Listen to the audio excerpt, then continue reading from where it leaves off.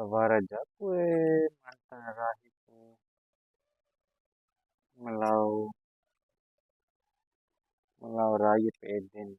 kerjaon sino kanahuren manden sebuah neng parek bau ya parek bau kegagah wau pahu tu